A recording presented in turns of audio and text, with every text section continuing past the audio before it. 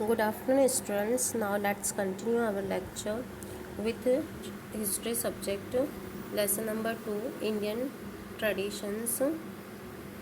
हमने देखा Indian tradition में 2.1 में देखा ancient period of Indian history and medieval period of Indian history. Now in this lecture we see about historiography in the modern period. Means India की modern history के बारे में हम पढ़ेंगे. किन लोगों ने हिस्ट्री लिखा और कौन कौन सी बुक बनाई, यही सारी बातें हम इस लेक्चर में समझने की कोशिश करेंगे. Now in the 20th century the Indian archaeological exploration and research start under the British rule. Means 20वीं शताब्दी में अंग्रेज़ों के शासनकाल में भारतीय पुरातत्व अध्ययन को प्रारंभ किया गया. देखो, ब्रिटिश लोगों ने ये स्टार्ट किया. आर्कोलॉजिकल एक्सप्लोरेशन मतलब उत्खनन कार्य, जो जैसे हम पुरातत्व विभाग कहते हैं. एक्सप्लोरेशन किया, अध्ययन किया, रिसर्च किया, मतलब उसको स्टार्ट किया ब्रिटिशों ने. खनन कार्य करके जहाँ जहाँ पे जैसे कि स्तंभ देखना, राजाओं महाराजाओं के समय की जानकारी निकालना, वहाँ पर क्या बातें थे, शासन किसका था, मुग़ल कैसे आए, उन्होंने क्या क्या किया हमारे देश में, ये सारी बातें हम इसमें पढ़ने वाले हैं. देखो, मुग़ल जो आए हमारे देश का हिस्सा बन गए, लेकिन ये जो ब्रिटिश थे वो ब्रिटिश हमारे देश को लूट कर चले गए. हमारे देश की जितनी भी धरोहर थी, पूंजी थी, वो लेकर अपने साथ दूसरे देश चले गए.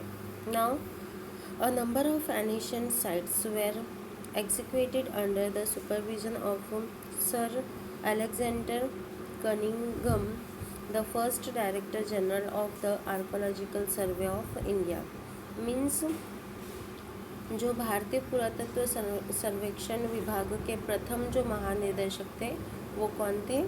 अलेक्जेंडर कनिंघम थे. इन्होंने भारत की फर्स्ट खनन कार्य को शुरू किया था. Now he chose mainly the sites mention in the Buddhist text for this purpose. Means ये ज़्यादातर क्या करते थे? बुद्धिस्ट पर ज़्यादातर अपनी खोज करते थे. बौद्ध से रिलेटेड बातों को ज़्यादातर ध्यान में रखकर उन पर ये हिस्ट्री लिखते थे. Okay, now because of this discovery he chose mainly the sites mention in the Buddhist text for this purpose. Harappan civilization was discovered during the tenure of sir John Marshall. Because of this discovery the antiquity of Indian history could be traced to 3 millions before common era or even earlier. मतलब कि जो John Marshall है उन्होंने हड़प्पन संस्कृति का खनन कार्य शुरू किया, तो हड़प्पन संस्कृति इनके ही अंडर में लिखी गई है. और इन्होंने जब देखा कि हड़प्पन संस्कृति जो आज पाकिस्तान में ज़्यादातर फैली है, हमारे इंडिया में भी है पर कुछ ही भाग है, पाकिस्तान में इसका भाग ज़्यादा चला गया है. तो जो हड़प्पन संस्कृति है वो उससे पता चलता है कि हमारा इतिहास जो है वो काफ़ी मिलियंस ईयर एगो है.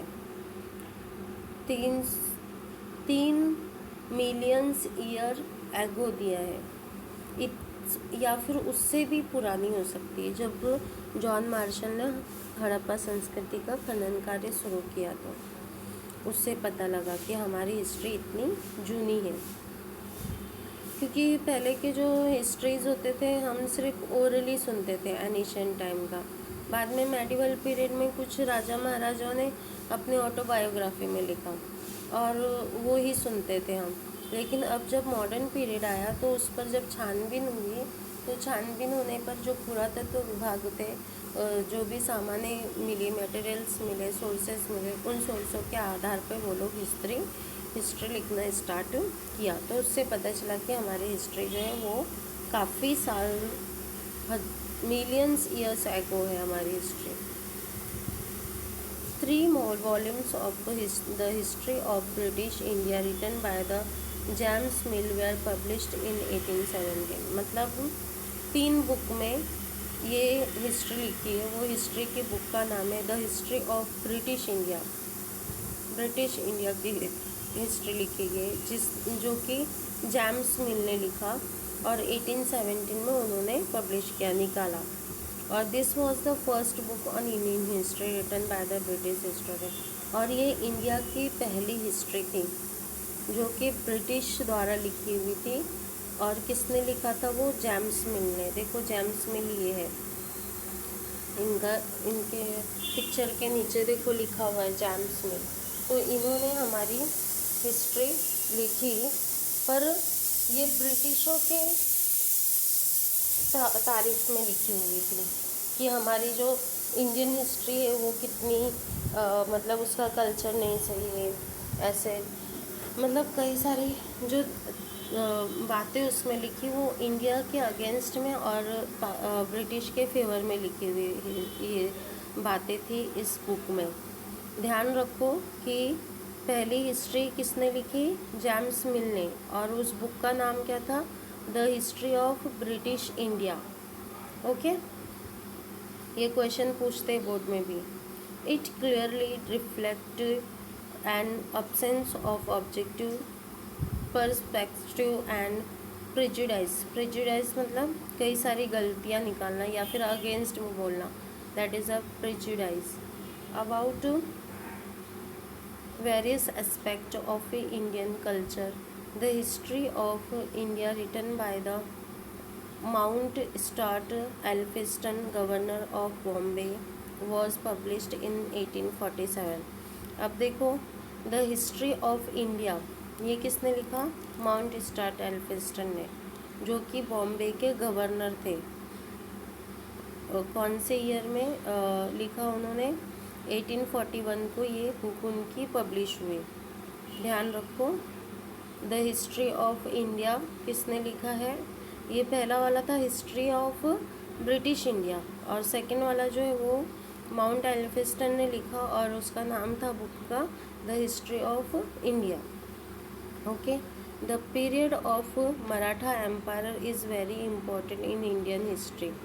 इंडियन हिस्ट्री में अगर हम मराठा लोगों की बात करें तो वो बहुत ही इम्पोर्टेंट महत्व रखता है हमारे लिए।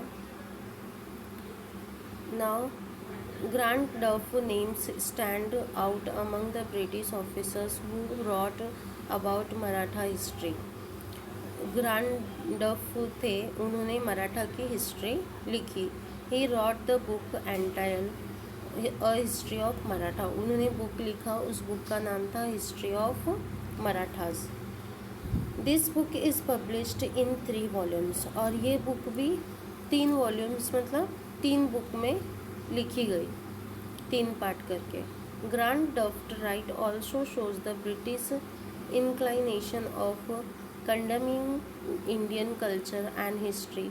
Similarly, tendency is witnessed in Colonel Dodds writing about the Rajasthan history। देखो कॉर्नेल डॉट्स ने किसकी हिस्ट्री लिखा? राजस्थान की। इन द 2 वॉल्यूम, 2 वॉल्यूम में। The 2 volumes written by the William Wilson Hunter on Indian history shows a somewhat impartial treatment of the subject। मतलब इन्होंने जो history लिखी विलियम ने, जेम्स विलियम ने, तो जेम्स विलियम हंटर नाम है इनका। इन्होंने जो हिस्ट्री लिखी उसमें कोई पार्शलिटी नहीं थी, कोई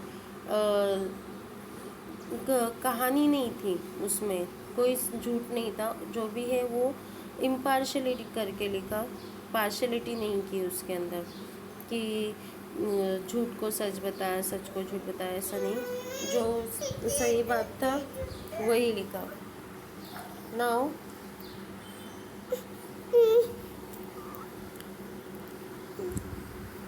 नीलकंठ जनार्दन कीर्तने and Vishwanath Kashinath Rajwade were two Indian historians who took upon the task of exposing the limitations of grand of writing. Means ये जो दो हिस्टोरियंस थे, उन्होंने डफ के इतिहास में पाए गए दोषों को 19वीं शताब्दी में इन्होंने एक्सप्लोज किया, मतलब कि जो भी गलत बातें लिखी हुई थी उस बुक में उसे सही किया, उसे उसमें जो भी बुरी बातें लिखी थी या फिर जो भी गलत बातें थी उसको सुधारा। किन लोगों ने? तो नीलकंठ जनार्दन कीर्तने और वीका राजवाड़े ने उसे एक्सपोज किया। Okay, now let's continue this in the next lecture. Bye bye, take care.